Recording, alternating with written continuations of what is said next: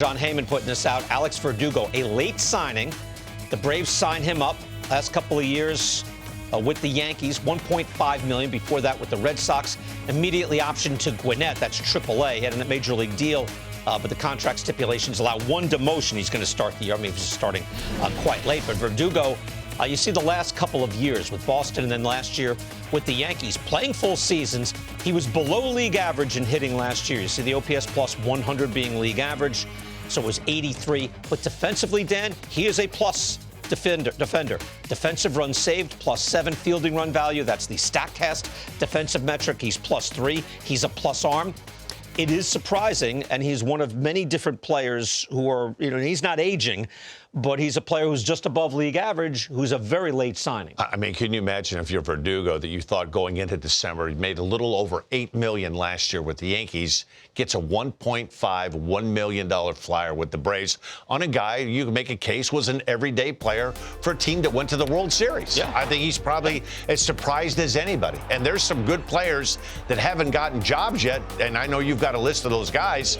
I'm sure this has come to a little bit of a surprise to him. To me, he's more than useful. I know he's not the star that many thought he would be, but he's not just a plus defender. In that World Series, he was making outstanding defensive plays. Again, 2 of the last 3 years, he's above league average hitting-wise. I thought he'd be worth a little bit more on the marketplace. Yeah, and you know what? This gives him a chance to go to a winning team, a winning culture, maybe reestablish his value. Mm-hmm. If he has a good year, I'm sure this will build on something for him down the road. Take a look at some of the late signings, guys who have just signed up, and it's puzzling to me, and I think there's some reluctance for whatever reason with general managers. They seem to put out $100 million rather easily, but they will fight tooth and nail on $3 million, $4 million, $5 million. Jose Quintana, 1-year deal, $4 million. He had 170 innings pitched, well above league average for the Mets last year. Jose Iglesias was a great Met last year. He signs with the Padres. James McCann, Craig Kimbrell. Now, obviously, these are, older players.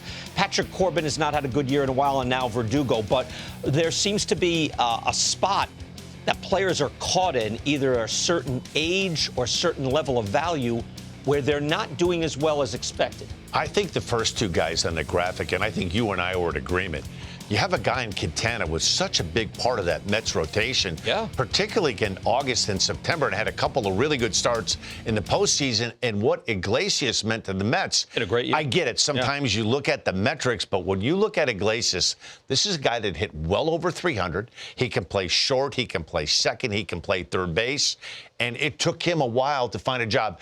Of all of those guys on the board, Quintana was the biggest shock to me that somebody didn't jump on him right away.